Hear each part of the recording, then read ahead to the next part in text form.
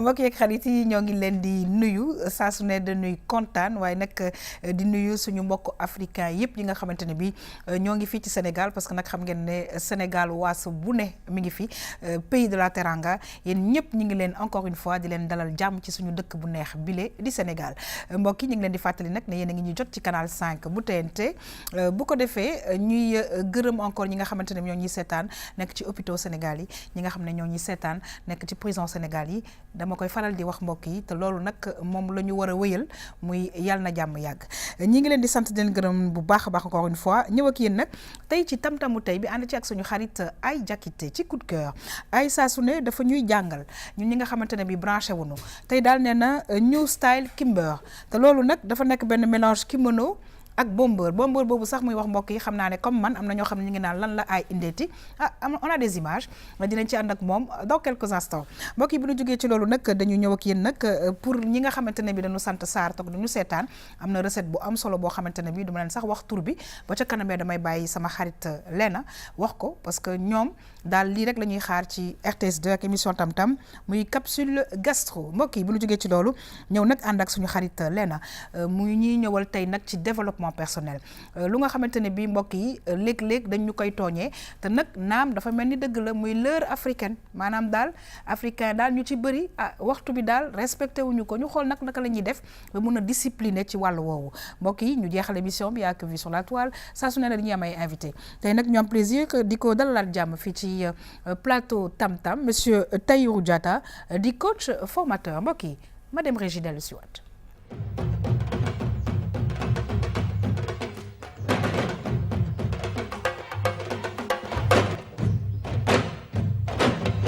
waaw dañuy kontaan nag saa su ne parce que nag suñu saareen bi macha allah bu yegsee si plateau bi bonne humeur la fiy indi waaye nag sànq maa ngi nuyu suñu mbokku africain yëpp yi nga xamante ne bi ñu ngi fii si Sénégal te nag di ñu seetaan ci yeneen dëkk yi ak Europe ak tamit États-Unis damay kontaan parce que tey Lena na mu ñëwee tey ak man daf ma jox waa Niger léegi nag yéen ñi seetaan xam naa di ngeen mën a juger en tout cas Lena c'est toujours un énorme plaisir de te voir et les tresses te vont à merveille. Merci. You are so beautiful.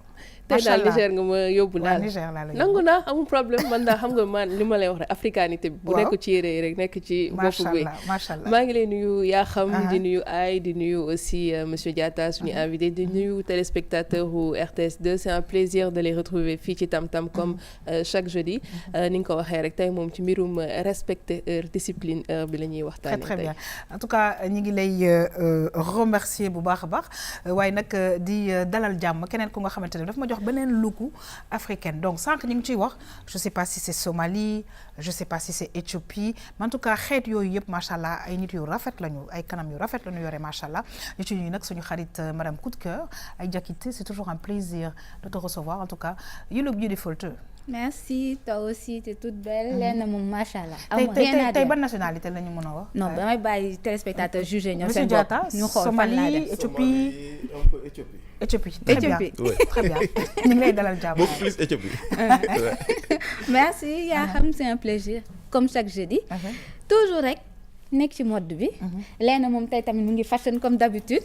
des fois day laqatu. mais mu ngi ci biir. ah ben très très bien très fashion te nag ak ay faw nag ñu fashion parce que ay lim ñuy jàngal dafa bëri. c'est bu ça baax a baax a baax. merci beaucoup inspiration la. tout à fait ay Diakité ñi ngi kontaan saa su ne nag mbokk yi di am ay invité te nag di ciy dalalaat jàmm ki nga xam ne mooy monsieur Tahirou Diatta di coach formateur monsieur Diatta ñoo ngi lay nuyu. maa ngi lay fay di la dalal jàmm bu baax a baax toujours un plaisir en tout cas nga ñëw fii ci sunu plateau RTS 2 tam-tam. plaisir partagé maa ngi lay fay yaa xam di nuyu sa collègues yi di nuyu équipe bi yëpp di nuyu Sénégal Afrique et le monde parce que télévision fépp lañ koy déglu. tout à fait en tout cas dans quelques instants dinañ ñëw ak ci li nga xamante ne bi mooy ñu fas yéene àndandoo xool naka la ñuy def ba discipliné ci wàllu heure yi mbokk yi ñu ñëw ak yéen nag ci tam-tamu tey bi ñu ne coup de cœur ànd ci ak suñu xarit ay Diakité ay lu mu ñu indil tey muy new style kimber mu ne benn mélange kimono ak bomber moom nag xam nga fu ne lay dugg ñu dem xool mbokk yi lan la dellusiwaat mën a yaatal waxtaan bi.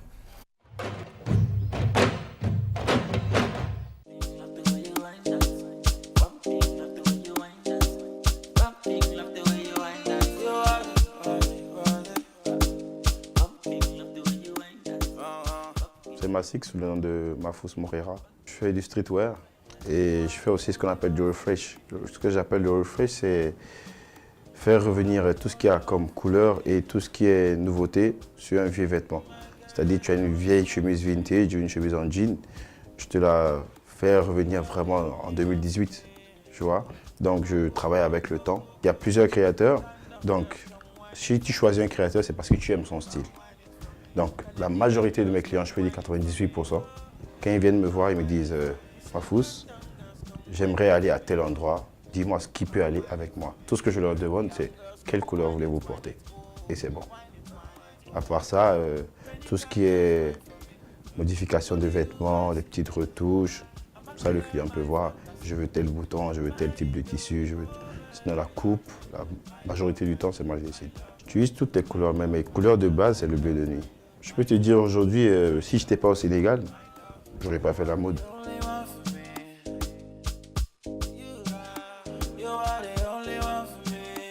Là, j'ai sorti une nouvelle collection il y a une semaine. C'est une collection, il y a 3 types.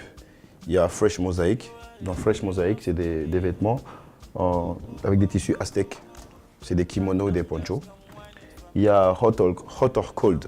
Hot or Cold, c'est des vestes, mais ces vestes sont cousues avec du cuir et du daim. Et elles sont adaptées aux 2 climats. Parce qu'au Sénégal, il fait froid, mais il y a quand même le soleil. Donc à l'intérieur de ces vestes, on a mis des tissus en soie. Donc c'est assez doux et ça arrive à gérer quand tu as chaud. Vous voyez, donc tu peux mettre ta veste de 8h à minuit. Et la dernière, c'était Comfort Zone. Ces pantalons, ils sont assez confortables. Tu peux les mettre quand il fait chaud, quand il fait froid. C'est comme des joggings, c'est des joggings en double face. Tu es vraiment à l'aise avec. Moi, je patch des bombers. Quand tu viens me voir, tu me commandes un bomber, tu me dis je veux voir des modèles. Non, avec moi, on ne voit pas de modèle. Tu crées ton vêtement chez moi. Tu me dis qu'est-ce que tu veux, qu'est-ce que tu aimerais avoir sur ton habit. Parce que chacun a son vêtement. Si ce n'est pas ça, c'est mieux que tu achètes en boutique. Parce qu'en boutique, tu vois un vêtement ou une coupe, tu en vois peut-être 1000 pièces. Quand tu viens chez un styliste, c'est pour avoir quelque chose de rare et vraiment typique à toi. Et dans ma nouvelle collection, j'ai fait un nouveau type de bombers. Je l'appelle aujourd'hui le Kimbers. Le Kimbers, c'est un mélange de kimono et de bombers. La différence entre le bombers habituel et le kimono bombers, c'est au niveau du col. Vous voyez, quand vous prenez un kimono, par exemple, le col d'un kimono, il est comme ça. Le col, il est comme ça, en bande, et après, vous avez les lacets. Le bombers, vous l'avez en fermeture, et vous avez des bandes en élastique. Et un petit col ici, en élastique. Mais le nouveau bombers, le Kimbers, que j'ai fait, vous avez l'élastique au niveau du cou, carrément. C'est-à-dire c'est un kimono, mais dans la coupe du bombers. Il est doublé comme un bombers et patché selon la demande du client. Je dessine. Des fois, je ne dessine pas qu'en image, des fois, je dessine qu'en écrit. C'est-à-dire j'écris ce que je pense comme un script. Et avec mes couturiers, on essaie de voir. Forcément, si ce n'est pas une image, ils ont du mal. Ils font des essayages. Si ça ne marche pas, on reprend. Jusqu'à ce qu'on ait le produit de base. Rien n'est facile. En toute chose, il faut se battre. Et la mode, c'est très dur, mais au Sénégal, c'est plus accessif. Parce qu'aujourd'hui, ici au Sénégal, tu prends peut-être une bannière de balai, tu plies en 2 et tu dis ça, c'est ma pièce de travail. Les gens te respecteront pour ça. Ici, tout ce qui est art, ça a sa valeur.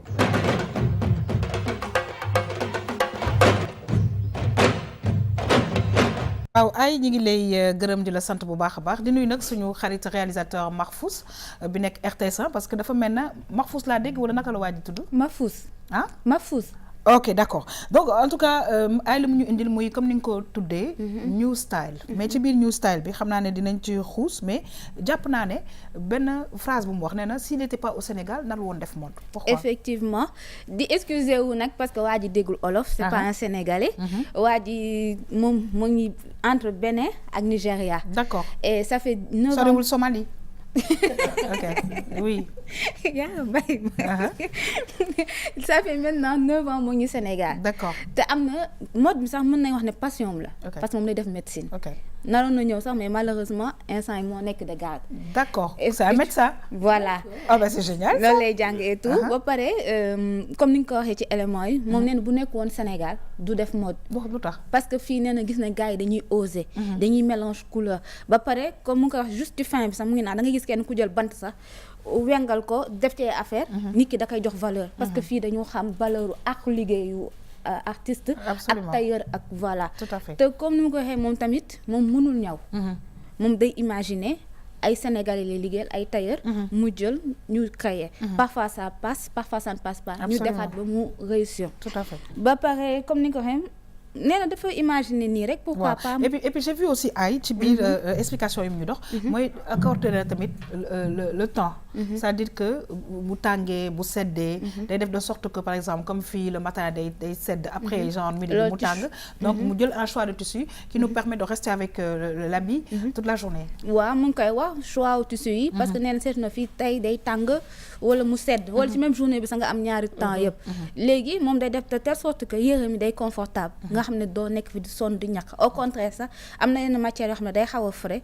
ba même boo naree tàng yenn tàng yi sax day retenir transpiration bi et tout te mu ngi wax collection bi c'est en 3 parties mooy gis naa mosaïque bi hot and cold bi c'est plus genre style comme veste yi Michael Jackson di sol coupe anglaise yi d'accord c'est plus ça mais je trouve que ça fait plus artistique parce que boo xoolee yére mi sax il faut nit boo xam ne ku sañ sol mu sol ko su xoolee mosaïque bi par exemple voilà c'est vrai hot and cold bi waaye am na conforme zone aussi conforme zone mooy pantalon yi nga gis yooyu tamit double face la d'accord parce que bu la neexee yi nekk ci motif yi ci kaw ak ci biir bu la neexee li nekk ci biir mën nga ko def ci biti comme par exemple ci kaw dafa weex ci biir mu noir d'accord tey boo solee bu weex bi génn ni suba mën nga def mu inverse bi quoi très très bien et c'est très confortable aussi waaw et puis ñu gis nag aussi ay dafa ñëw aussi mu ne couleur de base am bleu de nuit la ak noir ok mu ngi ko doon wax sax nee na moom bëggul rouge laaj naa ko mais moom nee na il peut pas l'expliquer mais bëggul rouge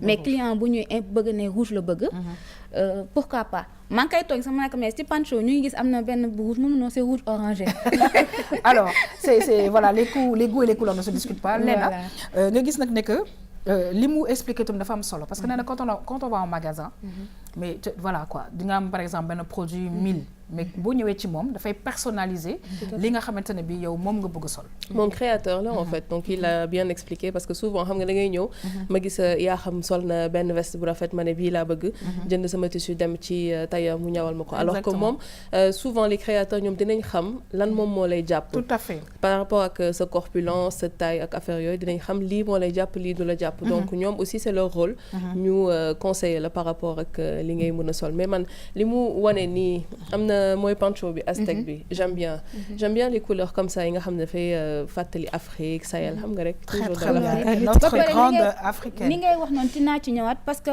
à la base styliste mooy koo xam ne da lay xool sa style xool lan moo la jàpp xool sa morphologie voilà en fonction ci yow mu adapté ak sa personnalité aussi ak fi nga jëm voilà mais moom xam naa comme ni nga waxee c'est un créateur moom il impose son style absolument moom peut-être mën nga choisir couleur wala peut-être wàññi fii mais moom bu ñëwee danaan la ok bàyyi ma defal la lii laa sentir lii laa yaakaar ne boo ko solee dina la jàpp très très bien donc c'est comme en ça tout cas j'aurais tellement aimé la voir sur le plateau parce que ku nekk di dafay étude de médecine je pense que xaw ma comment il fait pour trouver le temps pour mun def yu rafet yi nga xam ne mi ngi koy def alors monsieur Diatta gis nga new style bi ñu ay indil tey mu nekk mélange kimono ak bomber donc mu nekk ay style yu nga xamante ne bi je pense que jeunes yaa ngi koy def mais comme ay le dit souvent defe naa ne ku bëgg rek war nga mën a dugg ci yenn style yi exactement non seulement dugg ci yenn style yi mais lu ma ci gën a neex sax mooy que côté africain bi muy valoriser absolument mais aussi am na benn aspect découverte bi ma ci gis mooy que ne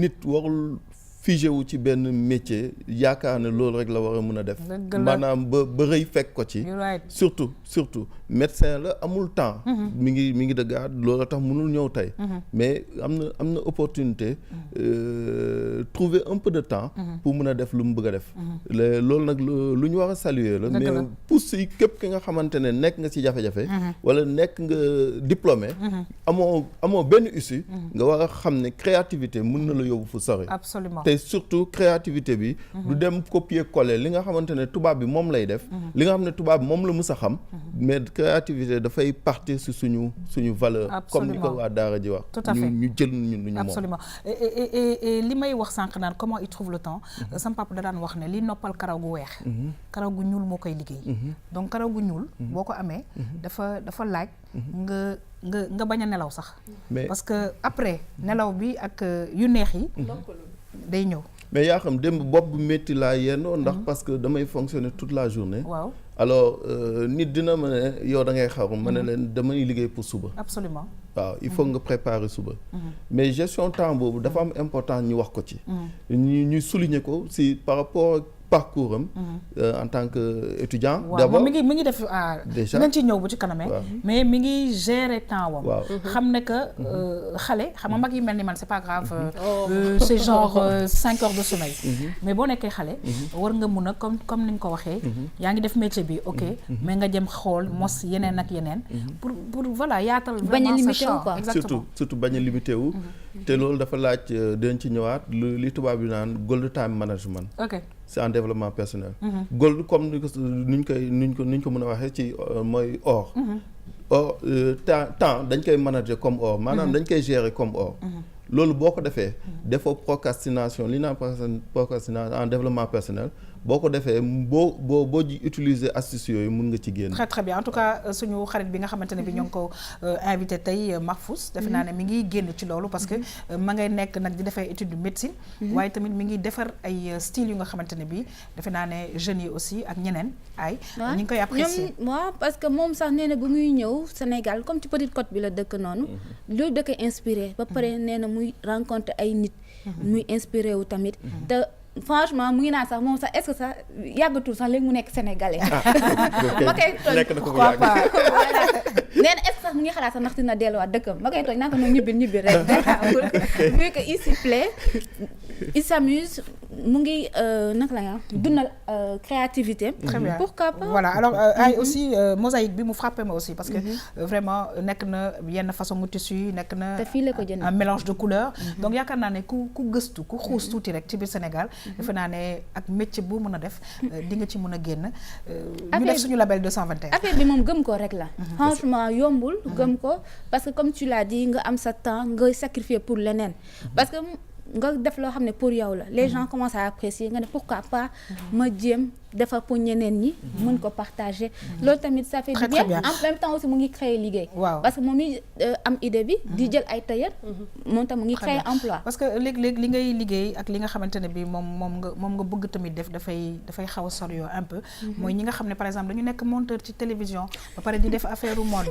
tu comprends en tout cas ay ñi ngi lay remercier saa su ne dañuy def ay découvertes yu am solo ci li nga xamante ne bi yaa ngi ñu koy indil merci on te retrouve inchallah la semaine prochaine pour beneen coup de cœur fii ci Tam Tam. Avec plaisir. Très bien. Da faut pas ñu naan affaire jeune rek. parce que même boo gisee pancho yu mag yi mën nañ ko sol. C'est vrai. yenn veste yi bon peut-être ça dépend ci endroit bi nga jëm. bombeuse bi actuellement climat bi permettre nañu ko. Absolument. muy jeune muy mag. je pense que ça peut le faire. Très bien. En tout cas ay ñu ngi lay remercier toujours un plaisir de te recevoir fii ci studio Tam Tam RTS2 waaye nag mbokk yi saa su ne ci bés bi dafa am ñoo xam ne dañuy xaar li nga xamante ne bi moom mooy capsule gastro te ñooñu nag ñëpp xam nañ naka la ñu tudd naka la ñu sant et cetera man daal en tout cas dama leen di bàyyi ba pare offrir ko moom plat du jour tey mbokk yi ñu dem dellu si waat.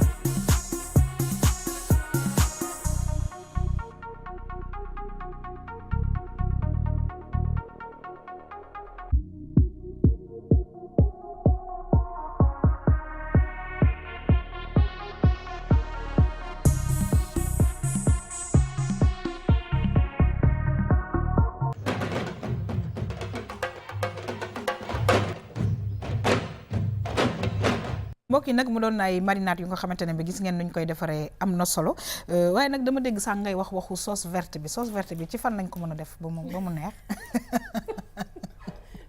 Léna Sarr ah bon sauce verte bi day neex jàpp naa la waaye Léna ñu gis nag ne que vraiment dama gis ci sauce yi à chaque fois kaani day ñëwaat donc mu nekk lu nga xamante ne bii boo ci exagéré boo si exagéré wul toujours dafa am goût bu nga xamante ne da koy jox sa lekk. non da koy relever nag man nag moom sincèrement j'assume lekk moom dama ko bëgg. c'est vrai non j'assume nag. j'ai gagné ci kanamu caameen yi ak séeréer yi ak joolaa yëpp j'assume entièrement lekk dama ko bëgg moo tax su ma gisee genre affaire yii nii oh je salive. c'est vrai sincèrement mais li nga wax noonu kaani dafay relever goût. absolument muy poisson di viande di crustacé loo mënti def da koy relever poulet surtout.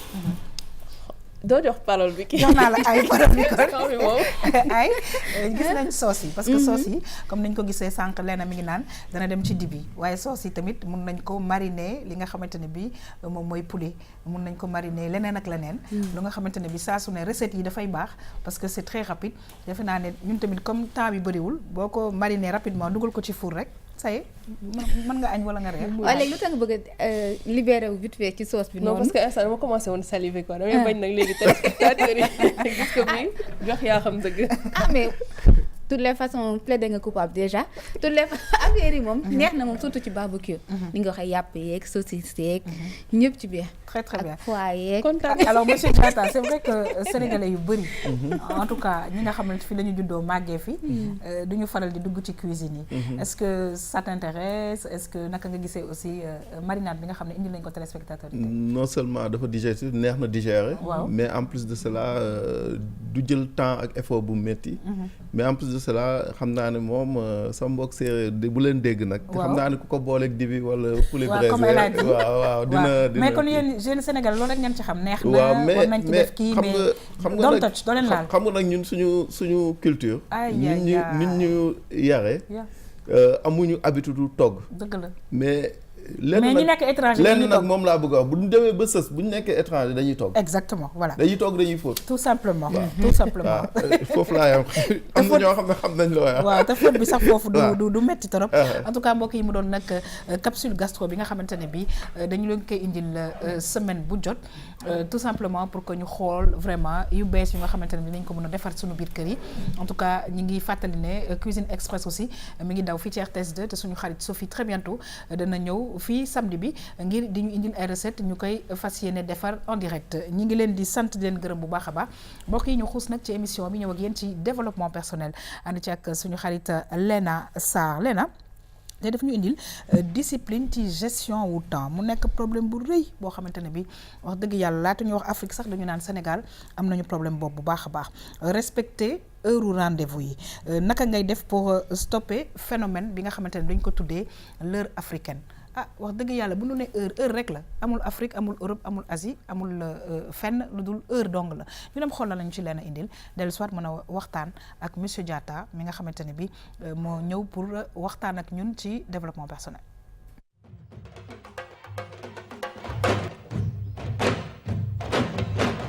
boo gisee nasaraan si xaw ñoo raw foofu ñoom danoo fonk rendez-vous su na la man suba 8h jox naa la fi rendez-vous ci café bi 8h boo ñëwee fekk leen ñu pointé mais sénégalais danaan la suba ma jox la rendez-vous ba pare ci rendez-vous boobu ma nga joxaat keneen ak keneen rendez-vous bëgg a pare rendez-vous bi bëgg a pare rendez-vous vale wala nga nekk ci sa téléphone wala nga nekk ci internet wala leneen mën na jël sax temps boo xam ne dina perte temps bi nga waxale woon kii ak rendez-vous te loolu du doon loo xam ne sax dana cëral nit ki dana tax tamit doomu aadama bi nga waxanteeg mën la respecté te loolu rek mu ngi ci société bi léegi loolu lay nit ñi dund.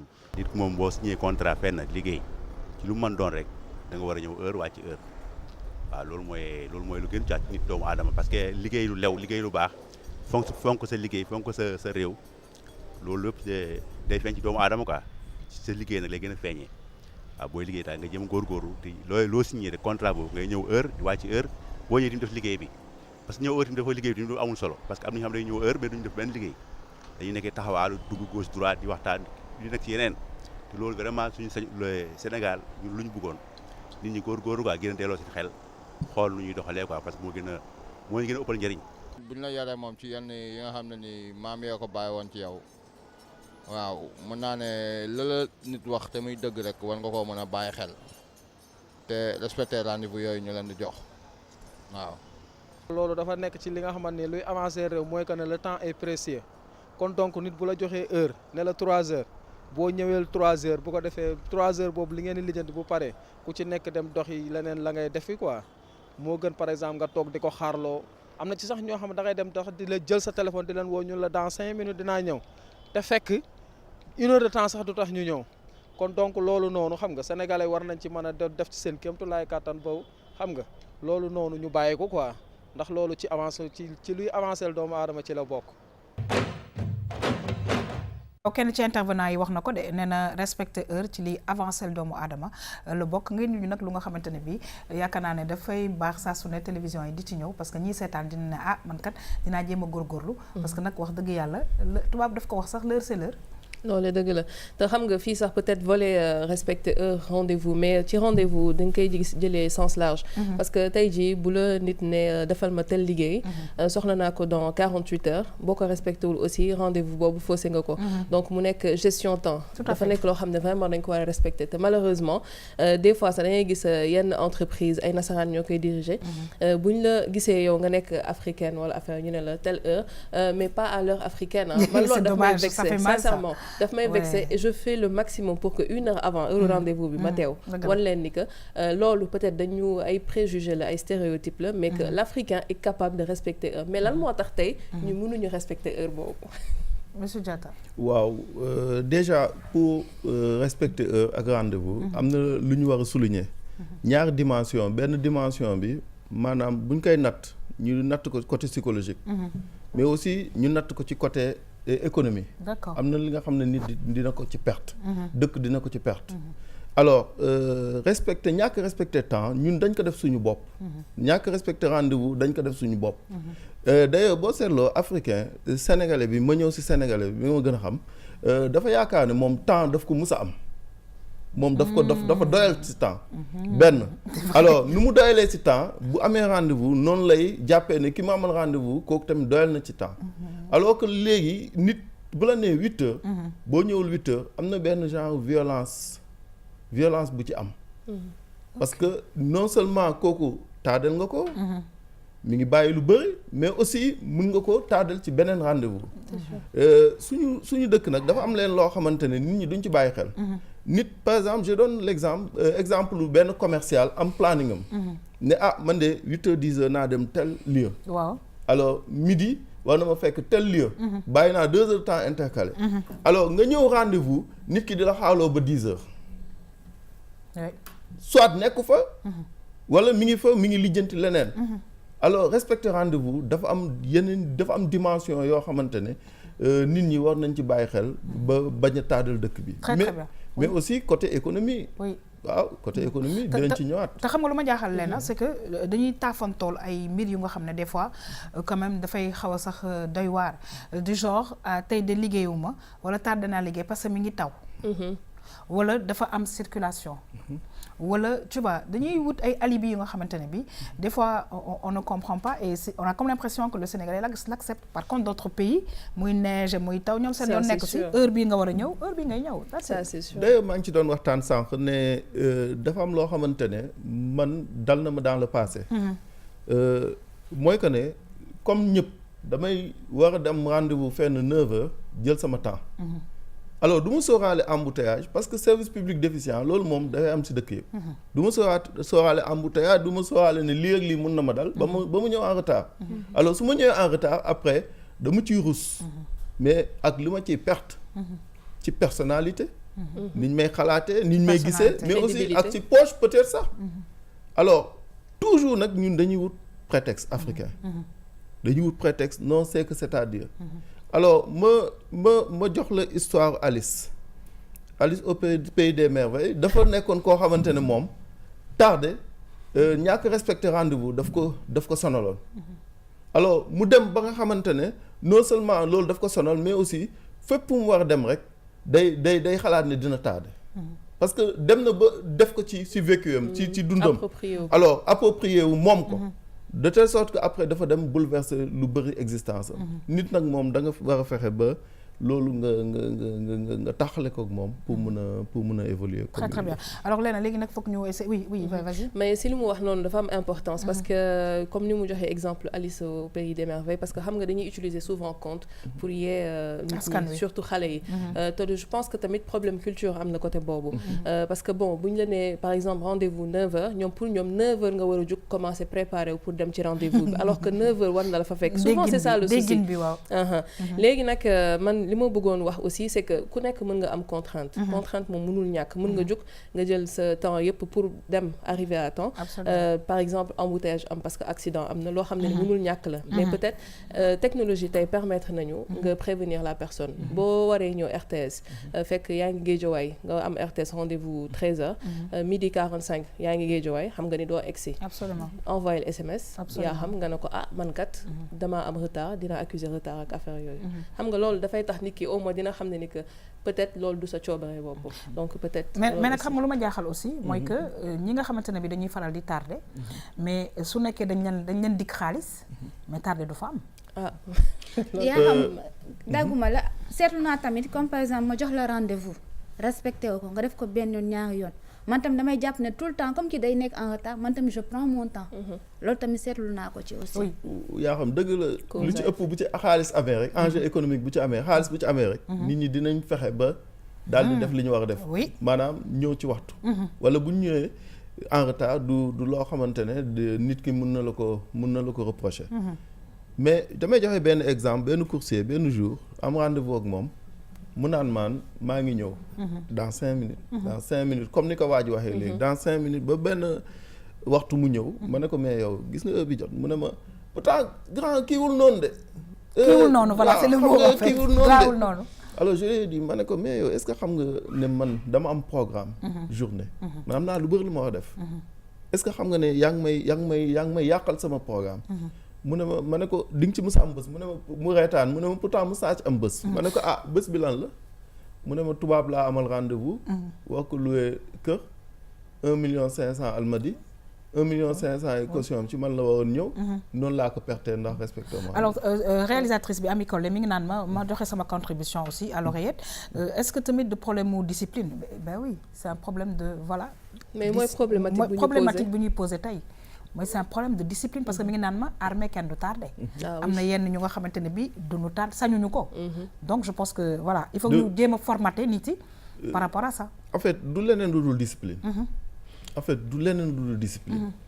nit bu xamee ne bu defee lii sanction dina ko ci fekk alors dina jël matukaay exactement alors tolérance nag daf ci bëri alors te tolérance bi dafa nekk fépp ci société bi même autorité sax des fois dina ñëw ne dina inaugurer lii 10 heures mu ñëw midi wala 1 heure et puis nag même am na beneen problématique boo xamante ne bi même si réunion yi par exemple on te convoque en réunion mais mun nga ñëw par exemple réunion bi ñëpp duñu daje ba duñ ko mun commencer benn ñaar réunion bi waroon durer 2 heures des fois dinañ ko xëcc ba mu def 4 heures mais gàllankoor ñu bëri aussi ça aussi c'est un problème de gestion du temps mais gestion du temps mais professionnalisme aussi parce que ñun lépp li ñuy def rek day mel ni foo ci ñun mel ni duñu fulal li ñuy def gestion du temps alors mooy li ma doon wax léegi goal time management boo ko tekkee ci olof mooy temps dañ ko war a gérer comme or loolu boo ko déggee dina xaw a jaxasoo si yow mais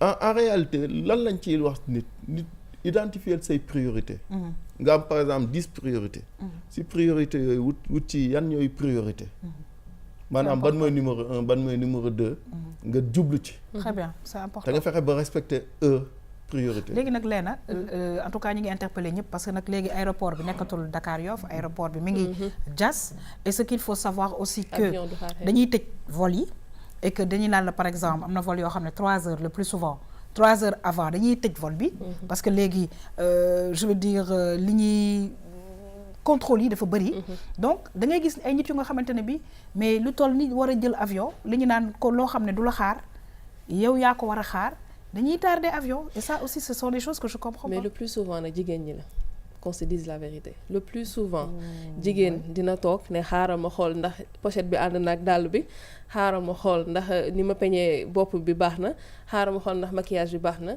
loolu dañuy perdre le temps le plus souvent donte góor yi aussi am nañ problème boobu mais qu'on se dise la vérité le plus souvent c'est les dames ñoom ñooy accuser retard loolu nag mooy lii suñu invité di wax monsieur Diatta impact bi ci côté économique lay doon parce que tey jii même bu fekkee am nga possibilité am beneen vol di nga fay aussi ay frais absolument donc loolu aussi peut-être ñu bàyyi ci xel peut-être aussi ci li mu wax côté sanctions yi par exemple am na entreprise yu bëri yoo xam ne tey jii ñi ngi développer ay système de pointage donc pointage bi boo koy def tey jii nga xam ne ni boo tardé benn 5 minutes dinañ la ko dagg à la fin du mois ci sa salaire loolu da nga ciy bàyyi xel da ngay ñëw à l'avance te tamit bu ñu ñëwee à l'avance aussi dinañ naan waa ñu ngi nii ñëw avance est-ce que dinañ ñu ko fay donc ça aussi je pense que c'est une possibilité oui te kenn bu mu wut prétexte naan aéroport bi dafa soreek kii bi dafa doon taw wala dafa am circulation waaw oto bi moo doon yóbbu wala non moyen de transport approprié wul jëlal sa matuwaay très bien ñu jël suñu matuwaay mais je pense qu'on va aussi quand même donner quelques solutions par rapport à ça pour nga xamante bi dañu respecter rendez-vous ak gestion du temps qu'est-ce qu'il faudrait faire lan ngay conseiller la toute première chose mooy nit dafa am organisation man ba ma ko xamee laa commencé am performance si sama liggéey sama rendez-vous sama gestion du temps mais aussi sama efficacité sama productivité tout à fait gestion du temps organisation organisation boo ko amul da ngay dem dans tous les sens moom li ñu naan ci droit fourre-tout da ngay dem fépp mais finalement nulle part da ngay dellu si waat alors gestion du temps deuxième bi mooy discipline militaire boobu man discipline militaire boobu daf ma neex discipline il faut que muy am sanction te sanction bi waruñu ko def ak complaisance maanaam di xool li neex nit alors l'autre aspect aussi je pense que Sénégal dafa am benn dimension bu ñu toll boo xamante ne jeunesse bi surtout actuellement il faut que ñu defal leen benn prise en charge du genre psychologique ou en tout cas éveil de conscience ñu xam enjeu yi ci nekk parce que am na enjeu économique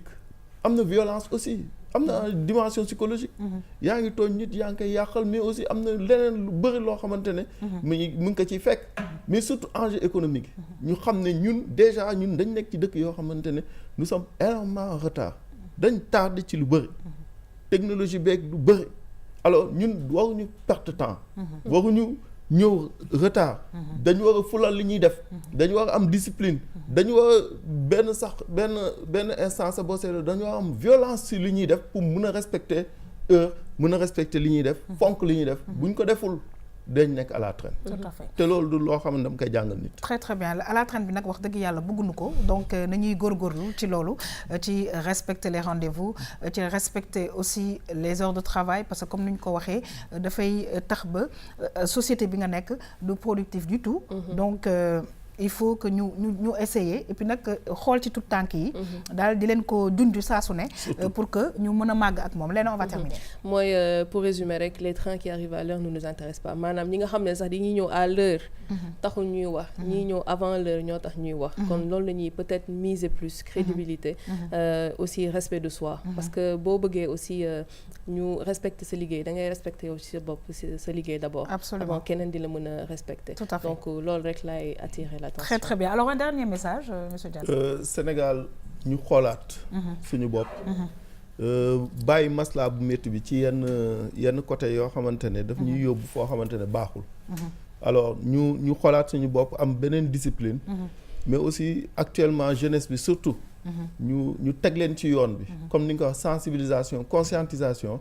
ñu mën a am yeneen type de comportement. mais aussi au niveau des responsables. au niveau des entreprises. ak ñi nga xamante ne ils sont dans le monde des affaires. ñu mën a respecter temps mën a commencer joxe le bon exemple.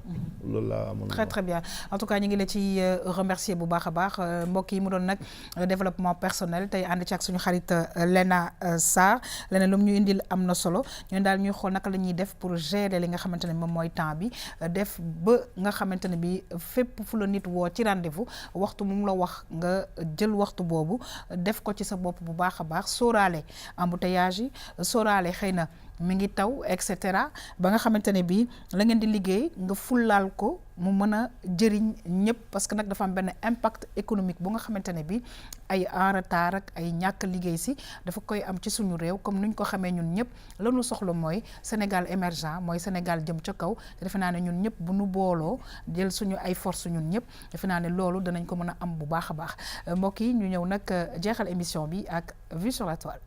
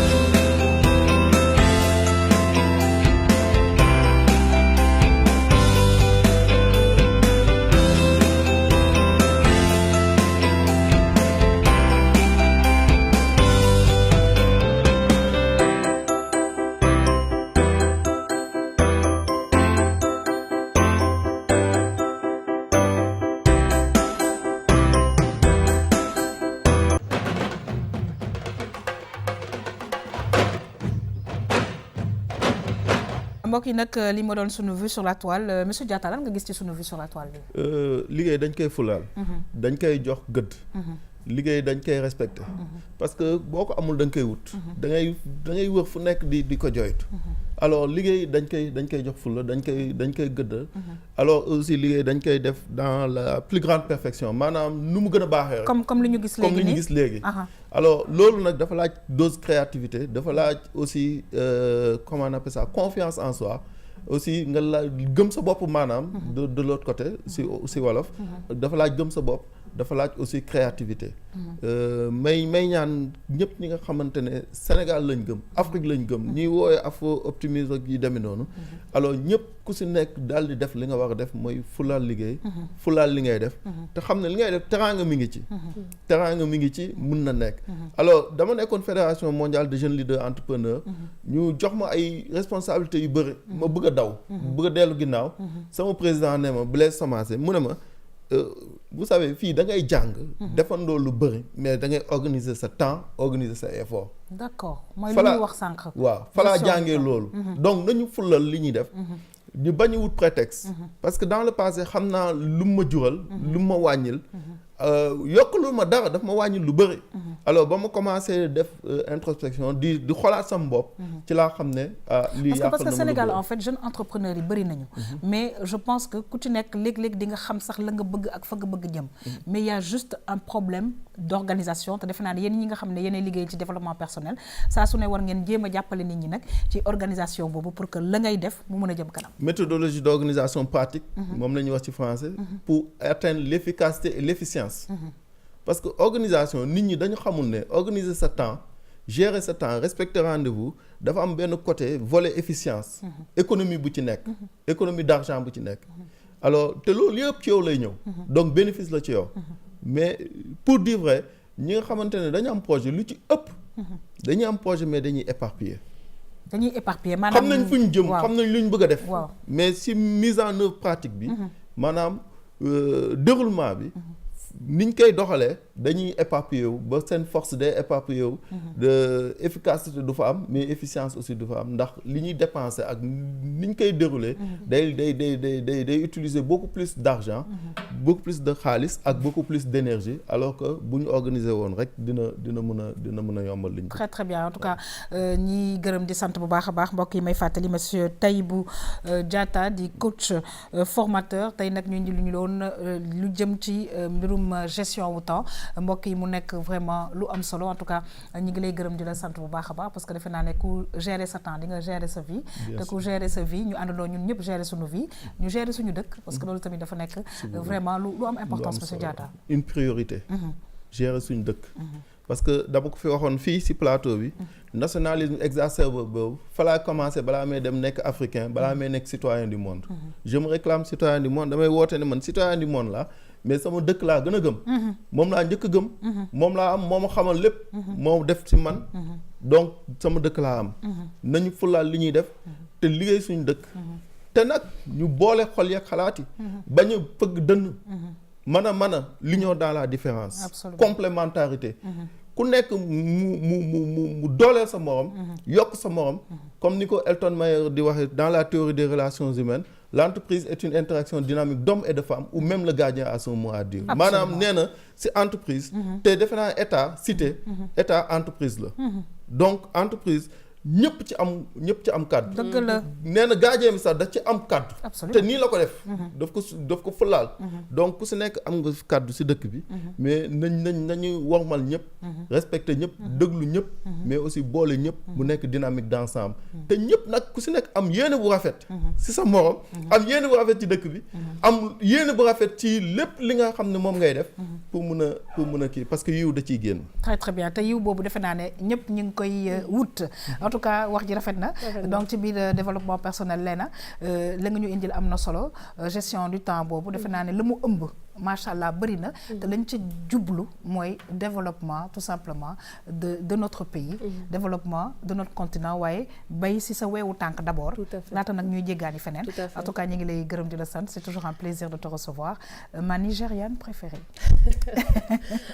yaa xam man du ma la wax xam nga nee nga kal lu mu la ñaanal day am dëgg la d'accord bàyyi naa ko foofu rek di la remercier vraiment c'est toujours un plaisir de travailler ak yow parce que c'est toujours dans la bonne humeur dans l'ambiance da ngay liggéey sans sentir que yaa ngi liggéey te loolu aussi nit ku yaatu rek moom moo koy mën di remercier aussi vraiment suñu invité parce que ci li ma jot jàng lu ndaw ci moom mooy ni que avant peut-être moom muy nekk coach amoon na aussi yenn lacune mais il a eu vraiment à travailler ci lacune yooyu ba tey ji mën na nekk coach di jàngale donc il n'est pas trop tard pour ñi nga xam ne tey ji ñu ngi ñuy seetaan am certaines lacunes aussi mën nañ ci travailler rek incha allah ba nga xam ne ni que ñoom it dinañ am seen organisation bopp mën a dem di remercier ay sama inspiration yu bëri nag ci moom laa koy jëlee côté mooy donc mi ngi noonu di remercier ñëpp la waaw li ñuy wax naan jàng lu wees très très bien kon nag nañuy góorgóorlu di jàng ci ñi nga xamante ne bi lu baax rek lu ñu war a mën a digal nit ñi ñu ngi lay remercier Léna Sarr ñi sant bu baax a baax suñu xarit ay jakité yow tamit saa su ne découverte yi ñuy defal dafa am solo parce que nag ci wàllu wa nga yëngu muy mode ak vraiment tout ce qui est coup de cœur je pense que dafay baax ñu wone africain yi entrepreneuriat bi nga xamante ne bi ci la ñu ne te loolu daf ñuy neex saa su ne mu nekk ay jeunes sénégalais voire des jeunes africains yi nga xam ne ñoo ngi liggéey RTS2 ni ñu koy faral di waxee encore plus proche de vous di leen fësal saa su ne ay si RTS encore plus proche de vous parce que Sénégal yaatu na étranger yaa ngi fii ñoom seen wàll bopp ñu ngi ñëw intégré def seen bopp sénégalais c'est l'Afrique pourquoi pas dem xool ñoom li ñuy liggéey ñoo partager ko ak téléspectateurs yi ce serait bien aussi tamit valoriser tamit seen liggéey aussi tamit ñoom ñu am plus de visibilité pour mën leen pousser de l'avant tout à fait et di profiter aussi tamit di leen remercier yow yaa naan dama lay inspirer mais man je m'inspire de tout le monde même yow sax tu penses que tu as ton style franchement rien à dire yaa xam aussi et voilà quoi moi je profite je remercie Nina moom mi moom ma coiffé c'est très joli en tout cas merci